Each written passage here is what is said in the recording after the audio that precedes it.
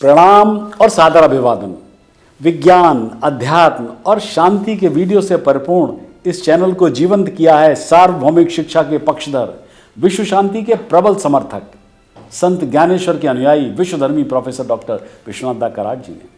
आप देख रहे हैं महाभारत की अनकही और कम सुनी कहानियां।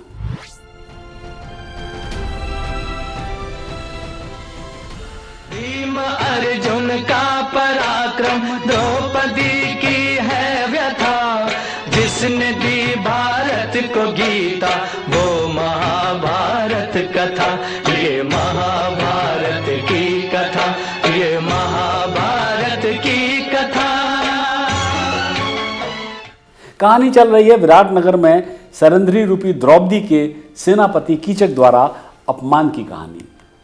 कीचक द्रौपदी के बहकावे में आकर उससे अकेले मिलने के लिए नगर से दूर एक नृत्य कक्ष में पहुंचा। वहां गदाधारी भीम पहले से ही मौजूद थे। उन्होंने मौका देखते ही कीचक पर हमला कर दिया। कीचक भौंचक्का रह गया। अपने बचाव में उसने भीम से मल्ल युद्ध शुरू कर दिया। लगातार मुठभेड़ हो रही थी। दोनों गुस्से में आग बबूला थे। दो शक्तिशाली बैलों की तरह वे बार बार एक दूसरे के विरुद्ध आते थे। कीचक अपने प्रतिद्वंदी की शक्ति से आश्चर्यचकित था। हालांकि उसने दुनिया भर के महान नायकों से लड़ाई की थी, उन्हें हराया भी था, लेकिन उसने कभी ऐसे दुश्मन का सामना नहीं किया था। यह किसी पहाड़ या धरती से ही लड़ने जैसा था। कीचक ने अपनी पूरी शक्ति लगाकर भीम को जमीन पर गिराने की कोशिश की, लेकिन भीम ने उसे ऐसे आलिंगन में पकड़ लिया कि वह दबके रह गया।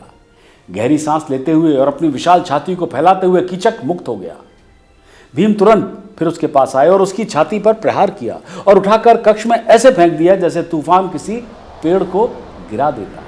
कीचक अपनी सारी शक्ति एकत्रित करके फिर झपटा और भीम की गर्दन पकड़कर पूरी शक्ति से अपना घुटना भीम की छाती में लगाकर भीम को फर्श पर फेंक दिया, जो तेजी से लुढ़क गया। भीम ने जलती आंखों से कीचक की ओर देखा। हाथ में गदा लिए यमराज की तरह क्रोध से जलते हुए भीम फर्श से उठ खड़े हुए। वो कीचक पर चिल्ला रहे थे और ऐसे झपटे जैसे कोई पागल हाथी दूसरे हाथी पर हमला कर रहा हो। हालांकि कीचक एक शक्तिशाली योद्धा था, सभी प्रकार की युद्ध कला में विशेषज्ञ भी था। उसकी सभी चालें भीम से बेहतर थी, लेकिन धीरे धीरे उसे अपनी ताकत कम होती हुई महसूस हुई। अपने शत्रु को कमजोर होता देख भीम और भी अधिक ऊर्जावान हो गए। उन्होंने कीचक को पकड़ लिया और उसे अपनी भुजाओं से कुचल दिया। कीचक सांस न ले पाने के कारण बेहोश होकर जमीन पर गिर पड़ा। भीम शेर की तरह दहाड़ने लगे जिसने अभी अभी किसी बड़े जानवर को मारा हो। उसे सिर के ऊपर उठाकर भीम ने उसे हिंसक तरीके से घुमाया और संगमरमर के फर्श पर पटक दिया और फिर कीचक की छाती पर अपने घुटने रखकर उसकी गर्दन पकड़कर भीम ने उसका गला घोंट दिया। भीम ने कीचक के हाथ, उसके पैर, उसके सिर को उसके शरीर में घुसा दिया और उसे मांस के एक आकारहीन लोथड़े में बदल दिया। जब द्रौपदी ने भीम को कीचक को शत विशत करते हुए देखा तो जाहिर है वो बहुत प्रसन्न हुई। कीचक की मृत्यु से उसका क्रोध शांत हुआ। अब भीम उठे और द्रौपदी की ओर मुड़े। देखो पांचाली, मैंने इस दुष्ट के साथ क्या किया है। तुम्हें मालूम होना चाहिए कि जो कोई तुम्हारा अपमान करेगा ना, उसका भी यही अंत होगा। भीम नृत्य कक्ष से निकलकर अपने कक्ष में वापस आ गए। द्रौपदी भी महल लौट आई और पहरेदारों से कहा, नृत्य कक्ष में जाओ, वहां तुम पाओगे उसे जिसने दूसरे की पत्नी की लालसा की, उसका अपमान किया। मेरे गंधर्व पतियों द्वारा कीचक मारा गया है, वो खून से लथपथ पड़ा वहां है। सैनिक कक्ष की ओर भागे और मृत कीचक को देखा। वे उसके क्षत विशेष शरीर को देखकर आश्चर्य में पड़ गए। धीरे धीरे हजारों सैनिक अपने मारे गए सेनापति को उसके बिखरे आभूषणों के बीच पड़े हुए देखने के लिए वहां एकत्रित होने लगे। वे सभी हैरान थे। कीचक तो मुश्किल से पहचानने में आ रहा था। ऐसा पराक्रम किसके लिए सक्षम था? कीचक तो लगभग एक अजय योद्धा था जिसने दुनिया के सर्वश्रेष्ठ पहलवानों और सेनानियों को हराया था। सैनिक तो अविश्वास में हाँफने लगे। उनमें से किसी को भी रसोइये वल्लभ पर संदेह नहीं हुआ। आश्चर्य से चकित होकर वो पूछ रहे थे, ये कौन कर सकता है? कीचक के हाथ और पैर कहाँ हैं? उसका सर कहाँ है? कीचक के अनुयायी भय से भर गए थे। दरअसल आपस में बातचीत करते हुए उन्होंने निष्कर्ष निकाला कि उनका नेता गंधर्वों द्वारा ही मार डाला गया है।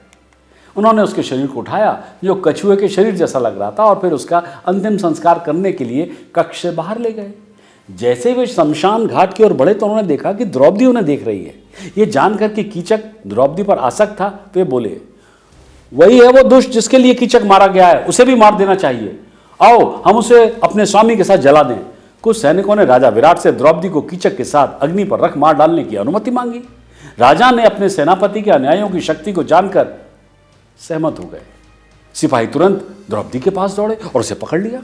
उन्होंने संघर्षरत राजकुमारी को बांध दिया और उसे कीचक की लाश के साथ बड़ी अर्थी पर रख दिया। जब द्रौपदी को वो शमशान की ओर ले जाया जा रहा था तो भयभीत होकर चिल्लाने लगी, जया, जयंत, विजया, जयतसेन और जयदबाला, मेरे वचन सुनो, मुझे बचाओ, सैनिक मुझे ले जा रहे हैं। मेरे वीर गंधर्व समझ लें कि उनकी पत्नी बड़े संकट में है। और फिर भीम ने पांचाली की करुण पुकार सुनी। बिना किसी हिचकाट के वो तेजी से अपने कक्ष से बाहर निकले। भीम समझ गए कि कीचक के अनुयायी द्रौपदी को शमशान ले जा रहे थे। शेष पांडव भी अपने सिर पर कपड़ा रखकर दूसरे मार्ग से दीवार लांघते हुए बगीचों को पार करते हुए शमशान घाट पहुंच गए, जो शहर के ठीक बाहर था। भीम को एक बड़ा ताड़ का पेड़ दिखाई दिया। उन्होंने तुरंत उसे उखाड़कर अपने कंधों पर रख लिया। कीचक के अनुयायी आए। उन्होंने मृत्यु की तरह खड़े भीम को कंधे पर ताड़ का वृक्ष रख के देखा तो वो तो डर के मारे चिल्लाने लगे, वो गंधर्व है जिसने कीचक को मार डाला है। इसके पहले कि हम सभी को मार डाले, सरेंद्री को रिहा कर दो। सैनिकों ने द्रौपदी को नीचे गिरा दिया और सभी दिशाओं में भाग गए। भीम ने उनका लगातार पीछा किया और उन पर वृक्ष से प्रहार किया। सभी का सफाया उन्होंने फिर बाद में कर दिया। क्रोधित सिंह की तरह दहाड़ते हुए पांडवों ने एक के बाद एक कीचक के सभी अनुयायियों को मार डाला। कुछ ही देर में शमशान घाट 100 से ज्यादा लाशों से पट गया। वे सभी उखड़े हुए पेड़ों की भांति इधर उधर पड़े थे। इससे पहले कि कोई उन्हें खोज पाता, द्रौपदी को अपने कक्ष में लौटने के लिए कहकर भीम भी जल्दी से उसी रास्ते से वापस गए जहां से वो आए थे। शमशान का शोर सुनकर विराट के लोग ये देखने के लिए दौड़े कि इसका कारण क्या है।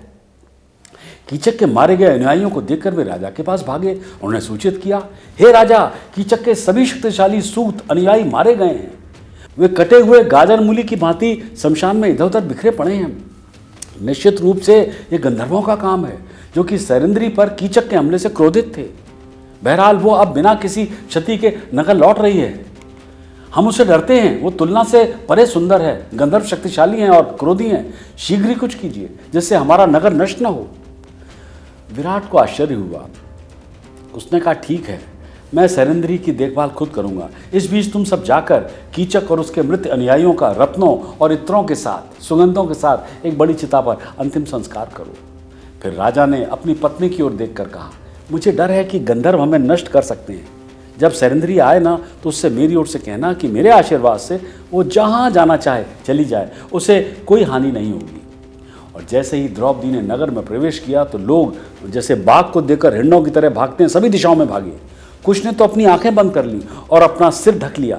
द्रौपदी वापस महल में चली गई। स्नान करने के बाद रानी उसके पास आई और विराट का संदेश दिया। द्रौपदी ने उत्तर दिया, हे रानी, मुझे केवल 2 सप्ताह और यहाँ रहने की अनुमति दीजिए। इस उपकार के लिए गंधर्व आपके ऋणी होंगे। उसके बाद वे मुझे यहाँ से ले जाएंगे और जो आपको मंजूर होगा वही करेंगे।